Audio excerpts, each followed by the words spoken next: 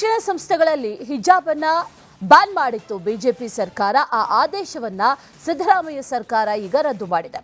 ಜನಿವಾರ, ಶಿವದಾರದ ಜೊತೆಗೆ ಸ್ಕಾರ್ಫ್, ಹಿಜಾಬ್ಗೂ ಕೂಡ ಈಗ ಅನುಮತಿ ನೀಡಲಾಗಿದ್ದು, ಇದು ಈಗ ಮತ್ತೊಂದು ಸೈದ್ಧಾಂತಿಕ ಸಮರಕ್ಕೆ ನಾಂದಿ ಹಾಡಿದೆ.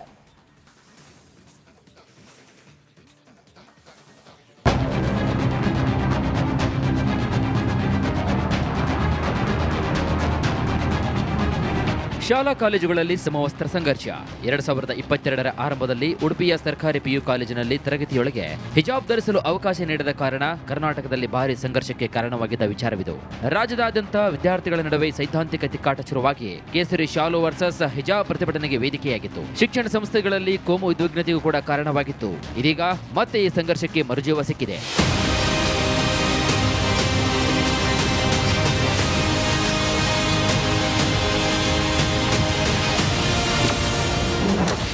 ಶಾಲಾ ಕಾಲೇಜಿನಲ್ಲಿ ಹಿಜಾಬ್ಗೆ ಗ್ರೀನ್ ಸಿಗ್ನಲ್.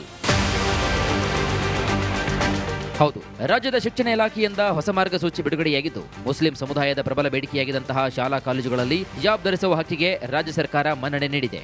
ಈ ವರ್ಷದಿಂದಲೇ ಶಾಲಾ ಕಾಲೇಜುಗಳಲ್ಲಿ ಹಿಜಾಬ್ಗೆ ಅವಕಾಶ ನೀಡಿದ್ದು, ಜನಿವಾರ, ಶಿವದಾರ, ರುದ್ರಾಕ್ಷಿಯಂತೆ ಸ್ಕಾರ್ಪ್, ಹಿಜಾಬ್ಗೂ ಕೂಡ ಗ್ರೀನ್ ಸಿಗ್ನಲ್ ಸಿಕ್ಕಿದೆ.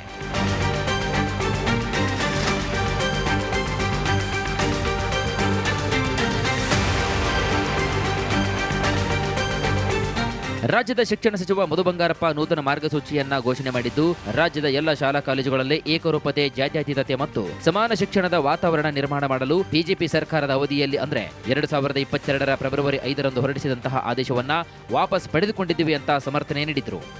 ಜನಿವಾರ ಹಾಕೊಳ್ಳೋದಿರಲಿ, ಶಿವದಾರ ಹಾಕೊಳ್ತಾರೆ, ಕೆಲವರು ಪೇಟ ಹಾಕೋತಾರೆ, ಕೆಲವರು ನಮ್ಮ ಉತ್ತರ ಕರ್ನಾಟಕದೊಳಗೆ ಹೆಣ್ಣು ಮಕ್ಕಳು ಇದನ್ನು ಹಾಕ್ತಾರೆ, ಜೈನ್ ಸಮಾಜದಲ್ಲೂ ಕೂಡ ಸಾರಿನ ಹಾಕ್ತಕ್ಕಂಥದ್ದು, ಹಿಜಾಬ್ ಇರ್ಬೋದು, ಎಲ್ಲದೂ ಕೂಡ ಸ್ಕಾರ್ಫ್ ಹಾಕ್ತಾರೆ. ಕ್ರಿಶ್ಚಿಯನ್ಸು ಕೆಲವರು ಸ್ಕಾರ್ಫ್ ಹಾಕ್ತಾರೆ. ಇದೆಲ್ಲದೂ ಕೂಡ ಅವರ ಧಾರ್ಮಿಕವಾಗಿ ಏನೇನು ಅಲೌಡ್ ಇದೆ ಅದನ್ನು ಒಂದು ಗೌರ್ಮೆಂಟ್ ಆರ್ಡ್ರಲ್ಲಿ ಕರೆಕ್ಟಾಗಿ ಸ್ಪೆಸಿಫೈ ಮಾಡಿ, ನಾವು ಶಿಕ್ಷಣ ಇಲಾಖೆಯಿಂದ 12ನೇ ಕ್ಲಾಸ್ವರೆಗೂ ನಮ್ಮ ಶಿಕ್ಷಣ ಇಲಾಖೆಯಲ್ಲಿ ಏನೇನು ಶಾಲೆಗಳಿದ್ದಾವೆ, ಯಾವುದೇ ಥರದ ತೊಂದರೆ ಆಗಬಾರ್ದು, ಮಕ್ಕಳಿಗೆ ಕರೆಕ್ಟಾಗಿ ಕ್ಲಾರಿಟಿ ಇರಬೇಕು. ಅದನ್ನು ಭಾಳ ಮುಖ್ಯವಾಗಿ ಮಾನ್ಯ ಮುಖ್ಯಮಂತ್ರಿಗಳು ಹೇಳಿದ್ದು, ಶೈಕ್ಷಣಿಕ ವರ್ಷ ಶುರುವಾಗಷ್ಟಿಗೆ ಇದೆಲ್ಲದೂ ಕೂಡ ಬರಬೇಕು ಅಂದರು. ರಾಜ್ಯ ಶಿಕ್ಷಣ ಇಲಾಖೆಯ ಆದೇಶದಲ್ಲಿ ಯಾವ್ಯಾವ ಅಂಶ ಉಲ್ಲೇಖವಾಗಿದೆ ಅಂತ ನೋಡೋದಾದ್ರೆ,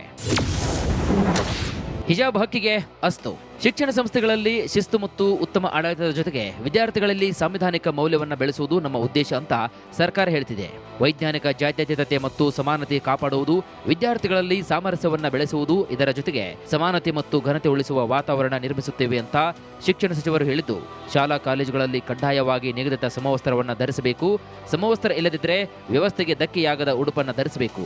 ಧಾರ್ಮಿಕ ಆಚರಣೆಯಿಂದ ಶಿಕ್ಷಣಕ್ಕೆ ಧಕ್ಕೆಯಾಗಬಾರದು. ಒಂದೊಮ್ಮೆ ಧಕ್ಕೆಯಾದರೆ ಶಿಕ್ಷಣ ಕಾಯ್ದೆಯಡಿ 1983ರ ಅನ್ವಯ ಕ್ರಮ ಅಂತ ಮಾರ್ಗಸೂಚಿಯಲ್ಲಿ ಉಲ್ಲೇಖಿಸಲಾಗಿದೆ.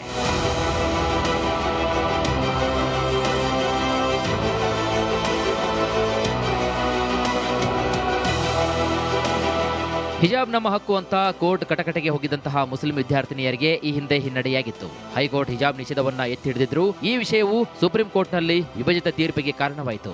ಈಗ ರಾಜ್ಯ ಸರ್ಕಾರವೇ ಹಿಜಾಬ್ ಬ್ಯಾನ್ ವಾಪಸ್ ಪಡೆದುಕೊಂಡಿದೆ. ಇನ್ನು ದಾವಣಗೆರೆಯಲ್ಲಿ ಮುಸ್ಲಿಂ ಸಮುದಾಯ ಮುನಿಸಿಕೊಂಡ ಬೆನ್ನಲ್ಲೇ ಈ ನಿರ್ಣಯವಾಗಿದ್ದು ಚರ್ಚೆಗೆ ಗ್ರಾಸವಾಗಿದೆ. Deepti, metro bureau, Republic Kannada.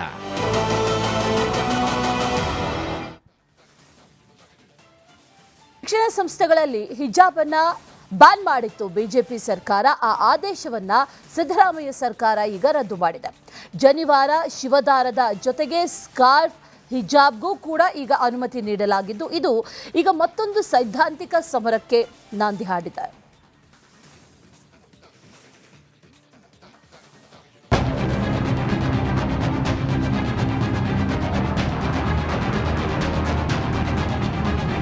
ಶಾಲಾ ಕಾಲೇಜುಗಳಲ್ಲಿ ಸಮವಸ್ತ್ರ ಸಂಘರ್ಷ.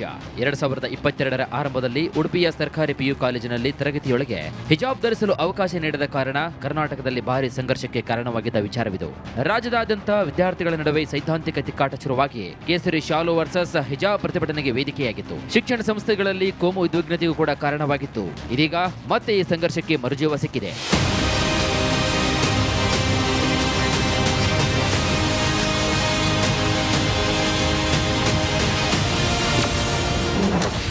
ಶಾಲಾ ಕಾಲೇಜಿನಲ್ಲಿ ಹಿಜಾಬ್ಗೆ ಗ್ರೀನ್ ಸಿಗ್ನಲ್.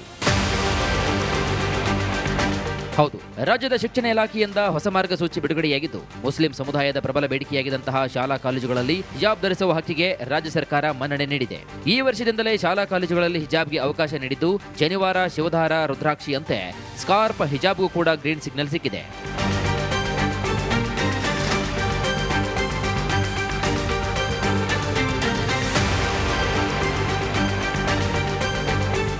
ರಾಜ್ಯದ ಶಿಕ್ಷಣ ಸಚಿವ ಮಧು ಬಂಗಾರಪ್ಪ ನೂತನ ಮಾರ್ಗಸೂಚಿಯನ್ನ ಘೋಷಣೆ ಮಾಡಿದ್ದು ರಾಜ್ಯದ ಎಲ್ಲ ಶಾಲಾ ಕಾಲೇಜುಗಳಲ್ಲಿ ಏಕರೂಪತೆ, ಜಾತ್ಯತೀತತೆ ಮತ್ತು ಸಮಾನ ಶಿಕ್ಷಣದ ವಾತಾವರಣ ನಿರ್ಮಾಣ ಮಾಡಲು ಬಿಜೆಪಿ ಸರ್ಕಾರದ ಅವಧಿಯಲ್ಲಿ ಅಂದ್ರೆ 2022ರ ಫೆಬ್ರವರಿ 5ರಂದು ಹೊರಡಿಸಿದಂತಹ ಆದೇಶವನ್ನ ವಾಪಸ್ ಪಡೆದುಕೊಂಡಿದ್ದೀವಿ ಅಂತ ಸಮರ್ಥನೆ ನೀಡಿದ್ರು.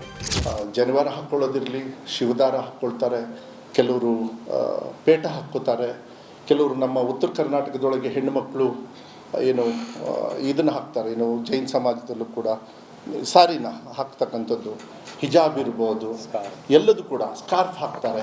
ಕ್ರಿಶ್ಚಿಯನ್ಸು ಕೆಲವರು ಸ್ಕಾರ್ಫ್ ಹಾಕ್ತಾರೆ. ಇದೆಲ್ಲದೂ ಕೂಡ ಅವರ ಧಾರ್ಮಿಕವಾಗಿ ಏನೇನು ಅಲೌಡ್ ಇದೆ ಅದನ್ನು ಒಂದು ಗೌರ್ಮೆಂಟ್ ಆರ್ಡ್ರಲ್ಲಿ ಕರೆಕ್ಟಾಗಿ ಸ್ಪೆಸಿಫೈ ಮಾಡಿ ನಾವು ಶಿಕ್ಷಣ ಇಲಾಖೆಯಿಂದ 12ನೇ ಕ್ಲಾಸ್ವರೆಗೂ ನಮ್ಮ ಶಿಕ್ಷಣ ಇಲಾಖೆಯಲ್ಲಿ ಏನೇನು ಶಾಲೆಗಳಿದ್ದಾವೆ, ಯಾವುದೇ ಥರದ ತೊಂದರೆ ಆಗಬಾರ್ದು, ಮಕ್ಕಳಿಗೆ ಕರೆಕ್ಟಾಗಿ ಕ್ಲಾರಿಟಿ ಇರಬೇಕು. ಅದನ್ನು ಭಾಳ ಮುಖ್ಯವಾಗಿ ಮಾನ್ಯ ಮುಖ್ಯಮಂತ್ರಿಗಳು ಹೇಳಿದ್ದು ಶೈಕ್ಷಣಿಕ ವರ್ಷ ಶುರುವಾಗಷ್ಟಿಗೆ ಇದೆಲ್ಲದೂ ಕೂಡ ಬರಬೇಕು ಅಂದರು. ರಾಜ್ಯ ಶಿಕ್ಷಣ ಇಲಾಖೆಯ ಆದೇಶದಲ್ಲಿ ಯಾವ್ಯಾವ ಅಂಶ ಉಲ್ಲೇಖವಾಗಿದೆ ಅಂತ ನೋಡೋದಾದ್ರೆ, ಹಿಜಾಬ್ ಹಕ್ಕಿಗೆ ಅಸ್ತು. ಶಿಕ್ಷಣ ಸಂಸ್ಥೆಗಳಲ್ಲಿ ಶಿಸ್ತು ಮತ್ತು ಉತ್ತಮ ಆಡಳಿತದ ಜೊತೆಗೆ ವಿದ್ಯಾರ್ಥಿಗಳಲ್ಲಿ ಸಾಂವಿಧಾನಿಕ ಮೌಲ್ಯವನ್ನು ಬೆಳೆಸುವುದು ನಮ್ಮ ಉದ್ದೇಶ ಅಂತ ಸರ್ಕಾರ ಹೇಳ್ತಿದೆ. ವೈಜ್ಞಾನಿಕ ಜಾತ್ಯತೀತತೆ ಮತ್ತು ಸಮಾನತೆ ಕಾಪಾಡುವುದು, ವಿದ್ಯಾರ್ಥಿಗಳಲ್ಲಿ ಸಾಮರಸ್ಯವನ್ನು ಬೆಳೆಸುವುದು, ಇದರ ಜೊತೆಗೆ ಸಮಾನತೆ ಮತ್ತು ಘನತೆ ಉಳಿಸುವ ವಾತಾವರಣ ನಿರ್ಮಿಸುತ್ತೇವೆ ಅಂತ ಶಿಕ್ಷಣ ಸಚಿವರು ಹೇಳಿದ್ದು, ಶಾಲಾ ಕಾಲೇಜುಗಳಲ್ಲಿ ಕಡ್ಡಾಯವಾಗಿ ನಿಗದಿತ ಸಮವಸ್ತ್ರವನ್ನು ಧರಿಸಬೇಕು. ಸಮವಸ್ತ್ರ ಇಲ್ಲದಿದ್ದರೆ ವ್ಯವಸ್ಥೆಗೆ ಧಕ್ಕೆಯಾಗದ ಉಡುಪನ್ನು ಧರಿಸಬೇಕು. ಧಾರ್ಮಿಕ ಆಚರಣೆಯಿಂದ ಶಿಕ್ಷಣಕ್ಕೆ ಧಕ್ಕೆಯಾಗಬಾರದು. ಒಂದೊಮ್ಮೆ ಧಕ್ಕೆಯಾದರೆ ಶಿಕ್ಷಣ ಕಾಯ್ದೆಯಡಿ 1983ರ ಅನ್ವಯ ಕ್ರಮ ಅಂತ ಮಾರ್ಗಸೂಚಿಯಲ್ಲಿ ಉಲ್ಲೇಖಿಸಲಾಗಿದೆ.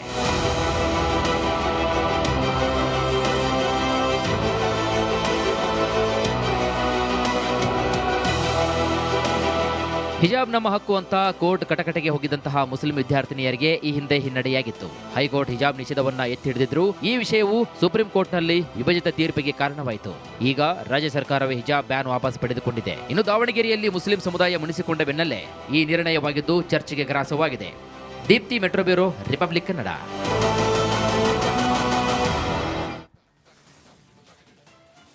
ಶಿಕ್ಷಣ ಸಂಸ್ಥೆಗಳಲ್ಲಿ ಹಿಜಾಬ್ ಅನ್ನ ಬ್ಯಾನ್ ಮಾಡಿತ್ತು ಬಿಜೆಪಿ ಸರ್ಕಾರ. ಆ ಆದೇಶವನ್ನ ಸಿದ್ದರಾಮಯ್ಯ ಸರ್ಕಾರ ಈಗ ರದ್ದು ಮಾಡಿದೆ.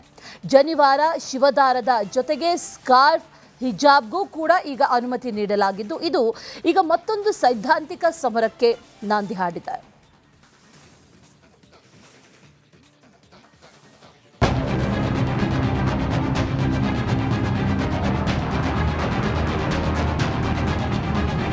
ಶಾಲಾ ಕಾಲೇಜುಗಳಲ್ಲಿ ಸಮವಸ್ತ್ರ ಸಂಘರ್ಷ. 2022ರ ಆರಂಭದಲ್ಲಿ ಉಡುಪಿಯ ಸರ್ಕಾರಿ ಪಿಯು ಕಾಲೇಜಿನಲ್ಲಿ ತರಗತಿಯೊಳಗೆ ಹಿಜಾಬ್ ಧರಿಸಲು ಅವಕಾಶ ನೀಡದ ಕಾರಣ ಕರ್ನಾಟಕದಲ್ಲಿ ಭಾರಿ ಸಂಘರ್ಷಕ್ಕೆ ಕಾರಣವಾಗಿದ್ದ ವಿಚಾರವಿದು. ರಾಜ್ಯದಾದ್ಯಂತ ವಿದ್ಯಾರ್ಥಿಗಳ ನಡುವೆ ಸೈದ್ಧಾಂತಿಕ ತಿಕ್ಕಾಟ ಶುರುವಾಗಿ ಕೇಸರಿ ಶಾಲು ವರ್ಸಸ್ ಹಿಜಾಬ್ ಪ್ರತಿಭಟನೆಗೆ ವೇದಿಕೆಯಾಗಿತ್ತು. ಶಿಕ್ಷಣ ಸಂಸ್ಥೆಗಳಲ್ಲಿ ಕೋಮು ಉದ್ವಿಗ್ನತೆಗೂ ಕೂಡ ಕಾರಣವಾಗಿತ್ತು. ಇದೀಗ ಮತ್ತೆ ಈ ಸಂಘರ್ಷಕ್ಕೆ ಮರುಜೀವ ಸಿಕ್ಕಿದೆ.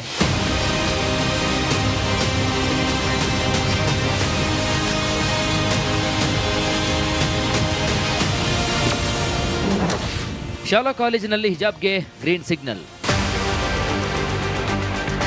ಹೌದು, ರಾಜ್ಯದ ಶಿಕ್ಷಣ ಇಲಾಖೆಯಿಂದ ಹೊಸ ಮಾರ್ಗಸೂಚಿ ಬಿಡುಗಡೆಯಾಗಿದ್ದು ಮುಸ್ಲಿಂ ಸಮುದಾಯದ ಪ್ರಬಲ ಬೇಡಿಕೆಯಾಗಿದ್ದಂತಹ ಶಾಲಾ ಕಾಲೇಜುಗಳಲ್ಲಿ ಹಿಜಾಬ್ ಧರಿಸುವ ಹಕ್ಕಿಗೆ ರಾಜ್ಯ ಸರ್ಕಾರ ಮನ್ನಣೆ ನೀಡಿದೆ.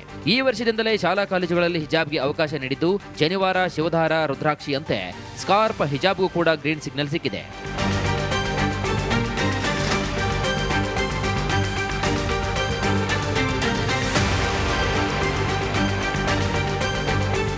ರಾಜ್ಯದ ಶಿಕ್ಷಣ ಸಚಿವ ಮಧು ಬಂಗಾರಪ್ಪ ನೂತನ ಮಾರ್ಗಸೂಚಿಯನ್ನ ಘೋಷಣೆ ಮಾಡಿದ್ದು ರಾಜ್ಯದ ಎಲ್ಲ ಶಾಲಾ ಕಾಲೇಜುಗಳಲ್ಲಿ ಏಕರೂಪತೆ, ಜಾತ್ಯತೀತತೆ ಮತ್ತು ಸಮಾನ ಶಿಕ್ಷಣದ ವಾತಾವರಣ ನಿರ್ಮಾಣ ಮಾಡಲು ಬಿಜೆಪಿ ಸರ್ಕಾರದ ಅವಧಿಯಲ್ಲಿ ಅಂದ್ರೆ 2022ರ ಫೆಬ್ರವರಿ 5ರಂದು ಹೊರಡಿಸಿದಂತಹ ಆದೇಶವನ್ನ ವಾಪಸ್ ಪಡೆದುಕೊಂಡಿದ್ದೀವಿ ಅಂತ ಸಮರ್ಥನೆ ನೀಡಿದ್ರು.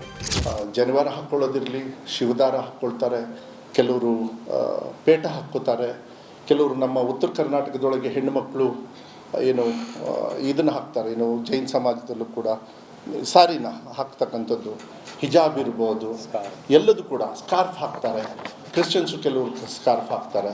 ಇದೆಲ್ಲದೂ ಕೂಡ ಅವರ ಧಾರ್ಮಿಕವಾಗಿ ಏನೇನು ಅಲೌಡ್ ಇದೆ ಅದನ್ನು ಒಂದು ಗೌರ್ಮೆಂಟ್ ಆರ್ಡ್ರಲ್ಲಿ ಕರೆಕ್ಟಾಗಿ ಸ್ಪೆಸಿಫೈ ಮಾಡಿ ನಾವು ಶಿಕ್ಷಣ ಇಲಾಖೆಯಿಂದ 12ನೇ ಕ್ಲಾಸ್ವರೆಗೂ ನಮ್ಮ ಶಿಕ್ಷಣ ಇಲಾಖೆಯಲ್ಲಿ ಏನೇನು ಶಾಲೆಗಳಿದ್ದಾವೆ ಯಾವುದೇ ಥರದ ತೊಂದರೆ ಆಗಬಾರ್ದು, ಮಕ್ಕಳಿಗೆ ಕರೆಕ್ಟಾಗಿ ಕ್ಲಾರಿಟಿ ಇರಬೇಕು.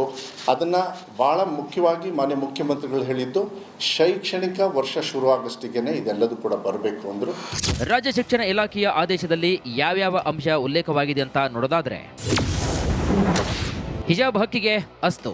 ಶಿಕ್ಷಣ ಸಂಸ್ಥೆಗಳಲ್ಲಿ ಶಿಸ್ತು ಮತ್ತು ಉತ್ತಮ ಆಡಳಿತದ ಜೊತೆಗೆ ವಿದ್ಯಾರ್ಥಿಗಳಲ್ಲಿ ಸಾಂವಿಧಾನಿಕ ಮೌಲ್ಯವನ್ನು ಬೆಳೆಸುವುದು ನಮ್ಮ ಉದ್ದೇಶ ಅಂತ ಸರ್ಕಾರ ಹೇಳ್ತಿದೆ. ವೈಜ್ಞಾನಿಕ ಜಾತ್ಯತೀತತೆ ಮತ್ತು ಸಮಾನತೆ ಕಾಪಾಡುವುದು, ವಿದ್ಯಾರ್ಥಿಗಳಲ್ಲಿ ಸಾಮರಸ್ಯವನ್ನು ಬೆಳೆಸುವುದು, ಇದರ ಜೊತೆಗೆ ಸಮಾನತೆ ಮತ್ತು ಘನತೆ ಉಳಿಸುವ ವಾತಾವರಣ ನಿರ್ಮಿಸುತ್ತೇವೆ ಅಂತ ಶಿಕ್ಷಣ ಸಚಿವರು ಹೇಳಿದ್ದು, ಶಾಲಾ ಕಾಲೇಜುಗಳಲ್ಲಿ ಕಡ್ಡಾಯವಾಗಿ ನಿಗದಿತ ಸಮವಸ್ತ್ರವನ್ನು ಧರಿಸಬೇಕು. ಸಮವಸ್ತ್ರ ಇಲ್ಲದಿದ್ದರೆ ವ್ಯವಸ್ಥೆಗೆ ಧಕ್ಕೆಯಾಗದ ಉಡುಪನ್ನು ಧರಿಸಬೇಕು. ಧಾರ್ಮಿಕ ಆಚರಣೆಯಿಂದ ಶಿಕ್ಷಣಕ್ಕೆ ಧಕ್ಕೆಯಾಗಬಾರದು. ಒಂದೊಮ್ಮೆ ಧಕ್ಕೆಯಾದರೆ ಶಿಕ್ಷಣ ಕಾಯ್ದೆಯಡಿ 1983 ಅನ್ವಯ ಕ್ರಮ ಅಂತ ಮಾರ್ಗಸೂಚಿಯಲ್ಲಿ ಉಲ್ಲೇಖಿಸಲಾಗಿದೆ.